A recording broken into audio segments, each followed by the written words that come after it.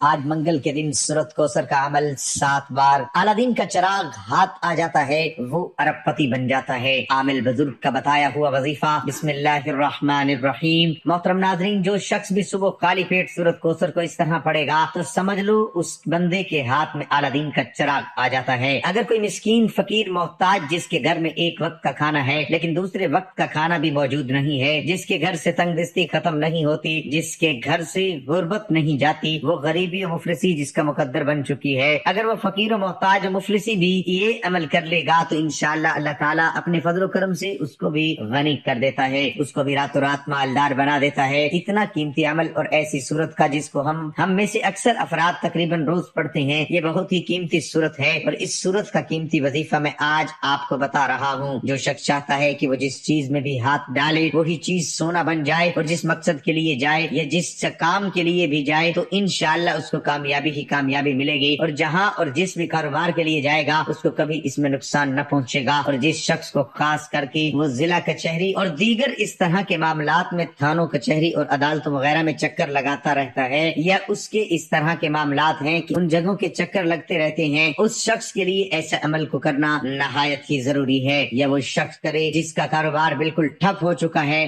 بند ہو چکا ہے، اور اس شخص کو کوئی راستہ نظر نہیں آتا، اور وہ شخص جو بہت زیادہ مقروض ہے، قرضہ اترنے کا کوئی دور دور تک امکان نظر نہیں آتا، اس شخص کو چاہیے کہ یہ ویڈیو آخر تک ضرور دیکھیں۔ انشاءاللہ آج آپ کو ایک ایسا وظیفہ بتانے لگا ہوں، آج ایک ایسی چیز بتانے لگا ہوں جس کے بعد آپ کی زندگی سنور جائے گی، آپ کا مقدر سنور جائے گا۔ اور میں آپ کو بتا دینا چاہتا ہوں یہ سورت قرآن مجید کی آخری سورتوں میں سے ہے اور اس کے بے شمار فضائل ہیں۔ میں آپ کو اگر بتانے لگ جاؤں تو وقت بہت چاہیے، اور میں آپ کو بتا دوں کہ ایک روایت کا مفہوم ہے کہ ایک مرتبہ فرشتہ آسمان سے نازل ہو کر بارگاہ نبوت میں میرے نبی کریم صلی اللہ علیہ وآلہ وسلم کی بارگاہ میں حاضر ہوا، آ کر عرض کی یا رسول اللہ صلی اللہ علیہ وآلہ وسلم مبارک ہو۔ اب فرشتہ اگر حضور صلی اللہ علیہ وآلہ وسلم کو مبارک دے رہا ہے اور جس کے نازل ہونے پر بھی آپ صلی اللہ علیہ وآلہ وسلم بہت مطمئن ہوتے تھے، تو اندازہ لگائیے کتنی بابرکت یہ صورت ہوگی جس کے بارے میں آپ آگے سنیے گا اور اس عمل کو اچھے سے سمجھیے گا۔ توجہ کے ساتھ جو بندہ اس عمل کو سمجھ کر آج کر لے گا اس کی زندگی کے سارے دکھ درد ختم ہو جائیں گے، ساری مصیبتیں ختم ہو جائیں گی۔ بیماریوں کے لیے اس وظیفے کو کریں گے تو شفا مل جائے گی، اگر بے روزگار اس عمل کو کرے گا تو انشاءاللہ اسے روزگار مل جائے گا، اگر محتاج تنگ دست کرے گا تو غنی ہو جائے گا، مالدار ہو جائے گا، اور اتنا مالدار ہوگا کہ اس کے محلے میں، اس کے علاقے میں اتنا جتنا کوئی شخص غنی و مالدار نہیں ہوگا۔ اس قدر یہ قیمتی عمل آپ کو دے رہا ہوں۔ تو آپ صلی اللہ علیہ وآلہ وسلم نے فرمایا، جب حضور صلی اللہ علیہ وآلہ وسلم کو مبارک دی، آپ نے فرمایا یہ کس بات کی مبارک ہے؟ فرمایا کہ اللہ تعالیٰ نے آپ کو 2 نور ایسے عطا فرمائے ہیں جو اس سے پہلے کسی اور نبی کو نہیں ملے۔ آپ کو 2 نور اللہ تعالیٰ نے ایسے عطا کر دیے ہیں کہ اس سے پہلے کم و بیش 1,24,000 جتنے بھی انبیاء آئے ہیں آدم علیہ السلام سے لے کر آپ تک، اس سے پہلے جتنے بھی نبی رسول آئے، کسی کو اللہ تعالیٰ نے یہ 2 نور نہیں دیے، اور یہ اللہ تعالیٰ نے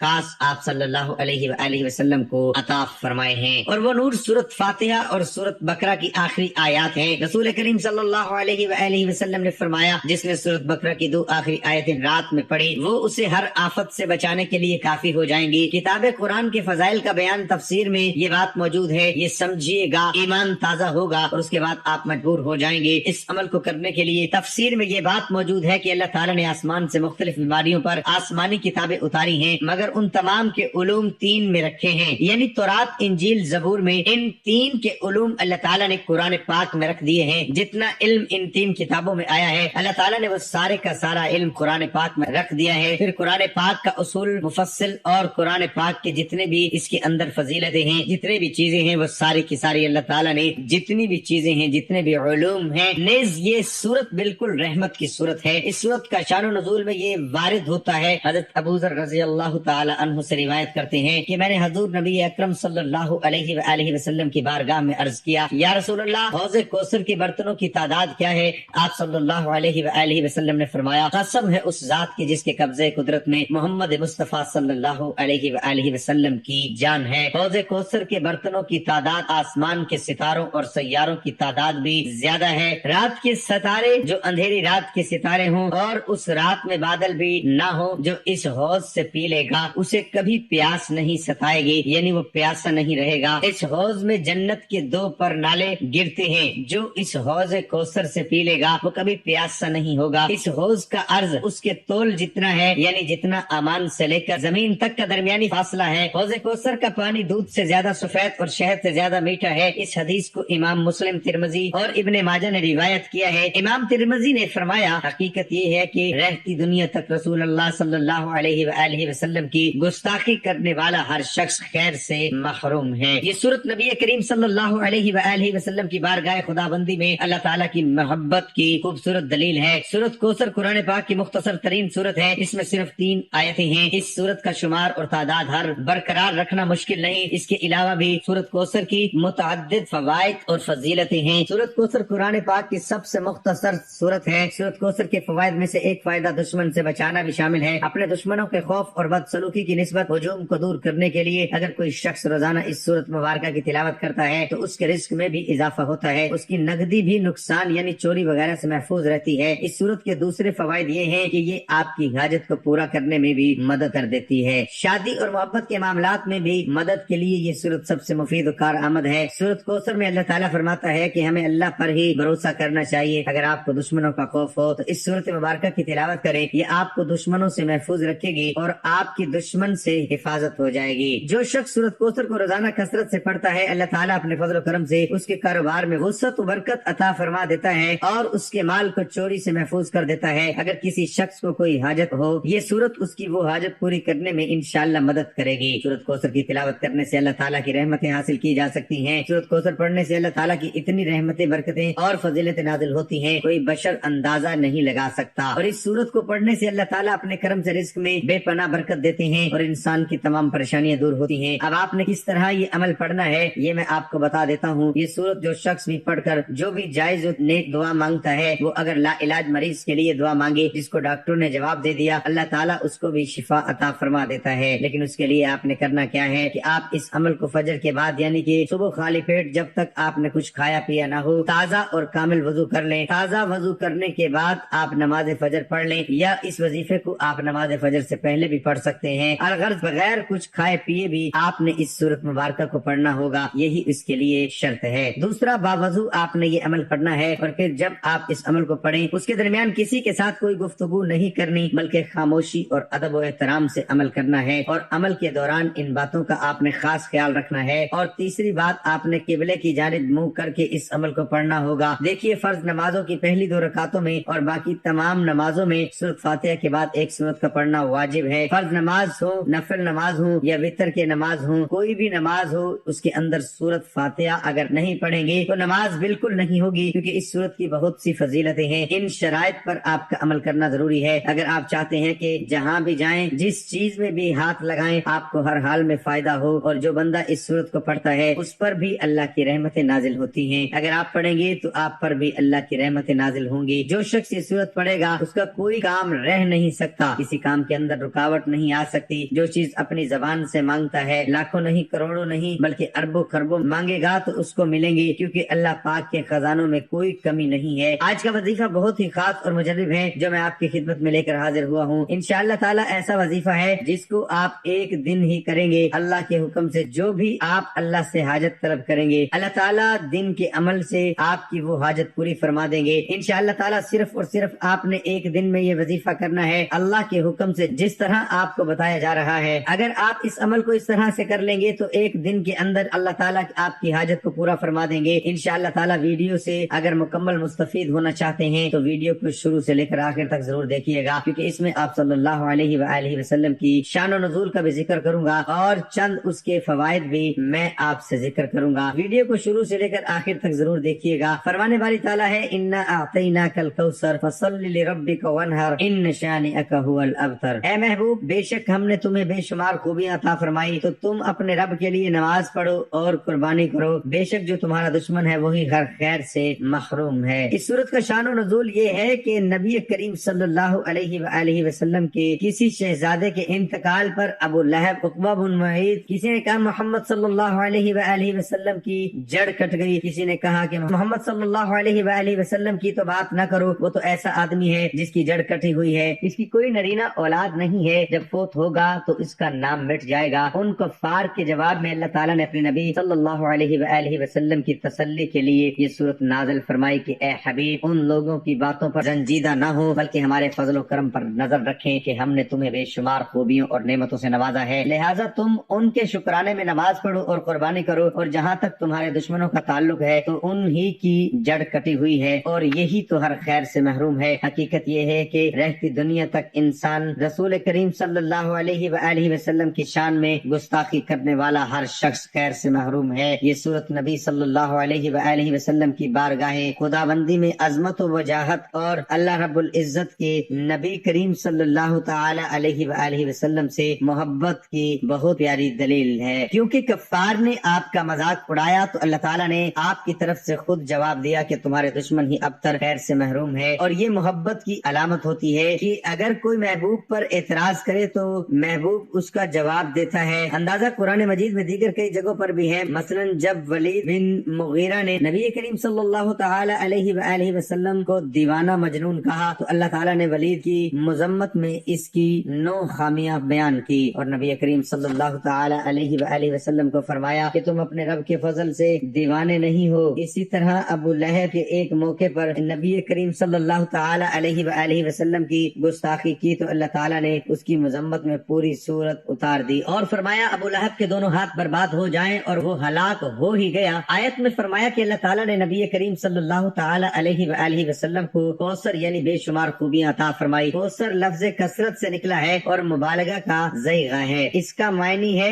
बहुत ही ज्यादा, बे इंतहा कसरत। किसी चीज का इतना कसीर होना कि लोग अंदाजा न लगा सके, वो कसरत तादाद में हो या मिकदार और मर्तबा और मयार में या किसी और एतबार से। गोया ये फरमाया जारी रहा है कि तुम्हारे दुश्मन को ये समझ रहे हैं कि तुम्हारे पास कुछ नहीं, हत्ता के बेटा भी फोत हो गया, मगर हकीकत यह है कि हमने तुम्हें इतना दिया है जिसका कोई अंदाजा भी नहीं लगा सकता। मजमूई तौर पर कौसर की तफसीर में तकरीबन 3 अकवाल हैं और हकीकत यह है कि नबी करीम सल्लल्लाहु ताला अलैहि वसल्लम को बे इंतहा खैर अता की गई, जिसमें सब चीजें दाखिल हैं। मसलन खैर कसीर में कुरान मजीद भी यकीनन दाखिल है। इससे अजीम खैर और क्या होगी। यूं ही नबी करीम सल्लल्लाहु ताला अलैहि वसल्लम को आला दर्जे की हिकमत बल्कि हिकमतों के खजाने अता किए गए और हिकमत को खुद कुरान ने खैर कसीर फरमाया है। अलगर्ज फरमाया गया कि ए हबीब, बेशक हमने तुम्हें बेशुमार खूबियां अता फरमाई। तुम्हें कुरान, नबूवत, रिसालत, इस्लाम, आसान शरई और अहकाम हिकमत, इल्म, मार्फत और नूर कल्ब से मुशर्रफ किया। तुम्हारे पाकीज़ा किरदार को इबादत और रियाजत और अखलाक हसना, खसाइल हमीदा, शुमाइल जमीला से आरास्ता किया। तुम्हें कसीर मौजज़ात, शफात, मकाम महमूद, हौज़े कौसर, नहर जन्नत और सारी जन्नत अता की। तुम्हारे सहाबा किराम की पाकीज़ा जमात, उम्मत की कसरत, दीन का गलबा, दुश्मनों पर रौब और फतुहात से नवाजा। तुम्हारा नसब आली किया और तुम्हें हुस्ने ज़ाहिर व बातिन में कामिल बनाया। शर्क व गर्ब, जमीन व आसमान, दुनिया व आखिरत, हर जगह जिक्र हुसैन, तारीफ व तहसीन और सनाए जमील की सूरत में तुम्हें रिफत व जिक्र अता की। इन तमाम नेमतों के शुक्राने में तुम अपने रब के लिए नमाज पढ़ो और कुर्बानी करो। तुम्हें अबतर कहने वाला दुश्मन ही खैर से महरूम है, जबकि तू तो बे इंतहा खैर से मालामाल हो। सुभान अल्लाह। किसी खूबसूरत अंदाज में रब्बुल आलमीन ने शान मुस्तफा सल्लल्लाहु ताला अलैहि वसल्लम बयान फरमाई। नाज़रीन, आज मैं आपके लिए एक बहुत ही अहम वीडियो लेकर हाजिर हुआ हूँ, जो कि सूरत कौसर का वजीफा है। एक दिन आपने करना है, एक दिन के अंदर अल्लाह के हुक्म से आपका मसला हल हो जाएगा, हर मकसद पूरा हो जाएगा। आपका कोई भी मकसद होगा इंशाअल्लाह ताला वो एक दिन के अंदर अल्लाह ताला इस वजीफे की बरकत से पूरा फरमा देंगे। बहुत ही ताकतवर वजीफा है कि हाजत जितनी बड़ी हो, आपकी परेशानी कोई भी हो, किसी भी मकसद के लिए आप इस वजीफे को पढ़ें, इंशाअल्लाह ताला एक दिन के अंदर आपकी वो हाजत अल्लाह ताला पूरी फरमा देंगे। बुजुर्गान दीन का मामूल रहा है अल्लाह ताला के साथ लो लगाने के साथ हाजात को पूरा करवाने और जरूरतें पूरी करने के लिए अल्लाह ताला की तरफ रुजू करते थे। नमाजों में और दुआओं में इस तरह से अल्लाह ताला से मांगते रहते थे, लेकिन उसके साथ इनका एक और भी अमल होता था, जैसे हम वज़ाइफ कहते हैं। आज जो वजीफा मैं आपसे शेयर करने जा रहा हूँ ये अकाबरीन का किया हुआ है और मुजर्रब वजीफा है। इसका जरूर आपको फायदा हासिल होगा इंशाअल्लाह ताला। जब हम ऐसे करते हैं तो अल्लाह ताला अपने गैब के खजानों से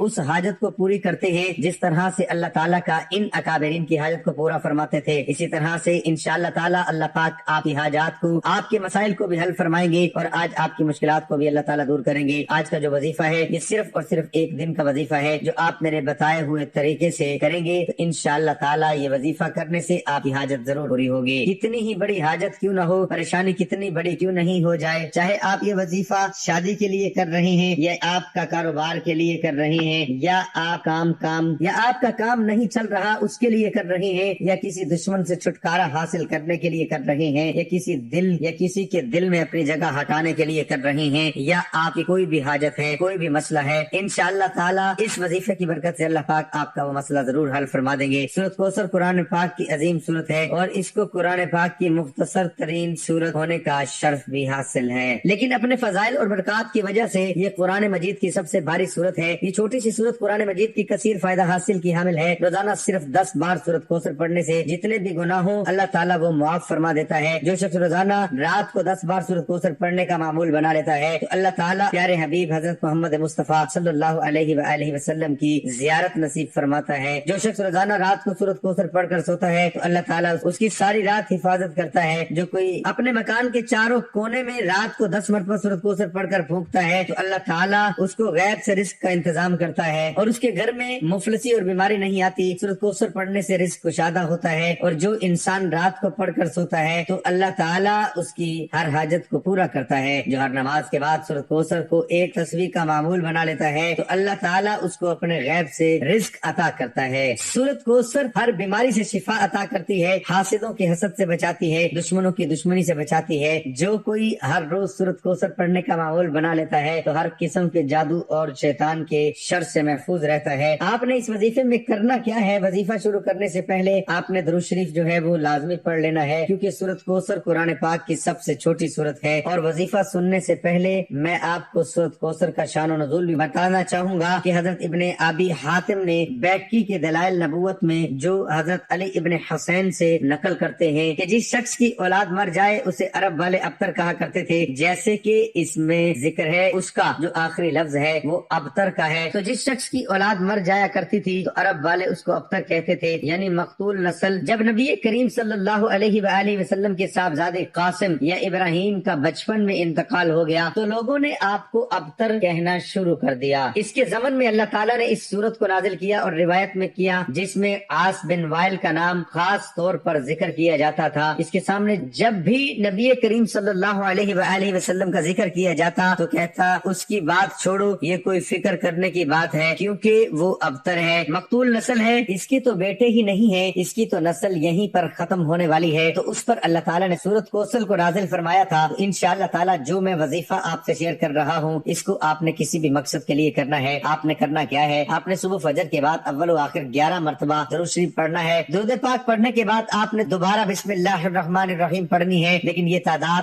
آپ 121 مرتبہ پڑھیں، اس کے بعد 33 مرتبہ سورت فاتحہ پڑھیں، اس کے بعد سورت کوثر 41 بار پڑھیں، پھر آخر میں دوبارہ 3 مرتبہ درود پاک پڑھنا ہے۔ یہ سب کرنے سے پہلے اپنے قریب ایک پانی کی بوتل رکھ لیں، پانی کا گلاس رکھ لیں، اس کے اوپر دم کریں، کسی مریض کو پلائیں گے تو شفا ملے گی، اور اگر اپنے کاروبار والی جگہ پر چھڑکیں گے تو جہاں دکان ہے آپ کی، جہاں کاروبار نہیں چل رہا وہاں اگر اس کا چھینٹا لگائیں گے تو تھوڑا تھوڑا پانی، لیکن یہ خیال رکھنا کہ پانی زمین پر نہ گرے ورنہ گناہ ہوگا۔ انشاءاللہ ساری پریشانیاں بھی ختم ہو جائیں گی، کاروبار میں برکت بھی ہوگی۔ اگر کوئی بھی ایسا آپ کا دکان کاروبار نہیں ہے پھر وہ پانی آپ خود پی لیں، اور یہ عمل چند دن کر لیں، 1 ہفتہ کر لیں۔ انشاءاللہ جو بھی دعائیں مانگیں گے، جو زبان سے کہیں گے، آپ کے ہاتھ میں اعلیٰ دین کا چراغ لگ جائے گا، ہر بات آپ کی پوری ہونا شروع ہو جائے گی اور آپ کے تمام مسائل حل ہو جائیں گے انشاءاللہ۔ اس کے بعد 11 مرتبہ سورۃ بقرہ کی آخری 2 آیات پڑھ لیں۔ آمن الرسول بما انزل الیہ من ربہ والمؤمنون کل آمن باللہ وملائکتہ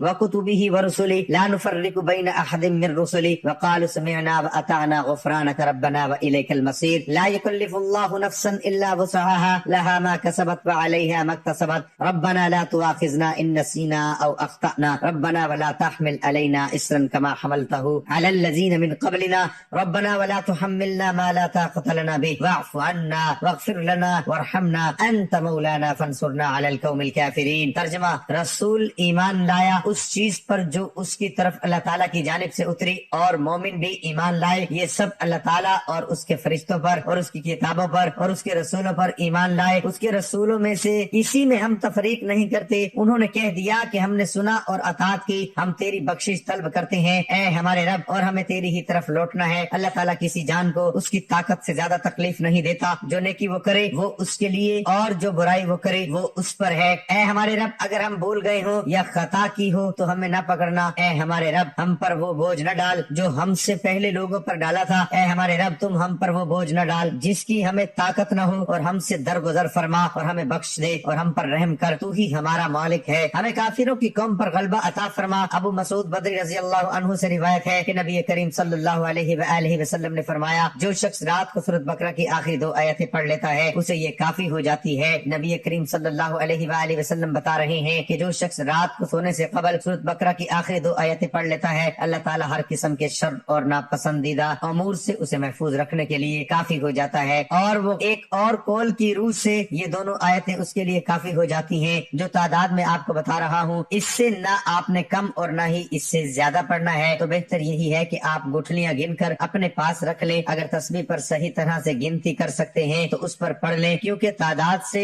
نہ زیادہ ہونا چاہیے نہ کم ہونا چاہیے۔ اول آخر 11 مرتبہ درود پاک پڑھ کر پھر اس کے بعد آپ نے سجدے میں چلے جانا ہے اور استغفر اللہ پڑھ کر اپنے کبیرہ صغیرہ گناہوں کو بخشوا لینا ہے۔ انسان میں نفس ہمارا ہر لمحہ اسے گناہ میں مبتلا کرنے کی کوشش میں رہتا ہے۔ جب سلیم الفطر انسان کسی گناہ یا غلط کام کا ارتکاب کرتا ہے تو وہ یہ جان رہا ہوتا ہے کہ وہ غلط کام یا ظلم و زیادتی اور فسق و فجور کر رہا ہے، رسول اللہ صلی اللہ علیہ وآلہ وسلم کے طریقے کی مخالفت کر رہا ہے اور اللہ کے فرامین سے بغاوت کر کے اس کے قہر و غضب کو دعوت دے رہا ہے۔ یوں وہ اپنی دنیا و آخرت دونوں کو تباہ و برباد کرتا ہے، لیکن اس کے ساتھ شیطان کے وار، خواہشات کا غلبہ، گناہوں کے عارضی لذت، دنیا کا چکا چوند، چھوٹی اور کھوکھلی عزت کا نشہ اس کو گناہ کے ارتکاب کی طرف لے جاتی ہے۔ گناہ کے ارتکاب کے وقت جب کبھی اس کا ضمیر ندا دیتا ہے تو وہ یہ کہہ کر ضمیر کو خاموش کرا دیتا ہے کہ ابھی بڑی عمر پڑی ہے، میں ان قریب توبہ کر لوں گا، اور اس طرح موہوم امیدوں اور ناروا خیالات سے دل کو بہلاوا دیے رکھتا ہے اور گناہوں کی گہری دلدل میں دھستا چلا جاتا ہے۔ در حقیقت گناہ انسان کے حق میں نہایت خطرناک ہے، اس سے دنیا اور آخرت دونوں برباد ہو جاتی ہیں اور گناہ کا اثر جسم میں زہر کی طرح سرایت کر جاتا ہے۔ آدم کی جنت سے نکلنے اور ابلیس کے ملعون ہونے کی وجہ بھی یہی گناہوں کی نحوست تھی۔ قوم نوح اور عاد و ثمود کو بھی گناہوں کی پاداش میں عذاب سے دوچار کیا گیا۔ گناہوں کے بے شمار بڑے اثرات اور تفصیلات ہیں۔ اللہ تعالیٰ فرماتے ہیں، جو شخص اللہ سے ڈرتا ہے اور گناہوں سے باز آ جاتا ہے، اللہ اس کے لیے مشکلات سے نکلنے کا راستہ پیدا کر دے گا اور اسے ایسے راستے سے رزق دے گا جدھر اس کا گمان بھی نہ جاتا ہو۔ جو آدمی اللہ سے ڈرتا ہے اللہ اس کے کام آسان کر دیتے ہیں۔ جس طرح رات کی تاریکی میں کچھ سجائی نہیں دیتا، گناہگار کی زندگی کے معاملات میں تاریکی ہو جاتی ہے، سمجھ نہیں آتا کہ وہ کیا کرے۔ اطاعت و عبادت نور ہے، گناہ تاریکی ہے۔ گناہ بڑھتے ہیں تو یہ تاریکی بھی بڑھتی جاتی ہے، جبکہ ایسا شخص جو اللہ سے ڈر کر گناہوں سے بچتا ہے اللہ اس کے لیے ایک نور بنا دیتے ہیں جس سے وہ زندگی گزارتا ہے، اور گناہگار اندھیرے میں ٹامک ٹوٹیاں مارتا رہتا ہے۔ گناہوں کی تاریکی اور سیاہی اس کی آنکھوں، منہ اور چہرے پر چھا جاتی ہے۔ چہرے پر سیاہی، دل اور قبر میں تاریکی، جسم میں کمزوری، رزق میں تنگی، مخلوق کے دل میں نفرت اور بزدلی کا آ جانا وغیرہ، یہ سب گناہوں کا وبال ہے۔ اس میں کوئی شک نہیں کہ اطاعت الہی ایک نور اور روشنی ہے، جبکہ معصیت الہی ایک تاریکی اور اندھیرا ہے۔ اس لیے ہمیں ہمیشہ اللہ تعالیٰ سے اپنے گناہوں کی بخشش طلب کرنی چاہیے، اس کے بعد اللہ تعالیٰ سے دعا کرنی ہے اپنی حاجت کے لیے۔ اور اسی طرح سے اگر آپ چاہیں تو آپ نے یہ عمل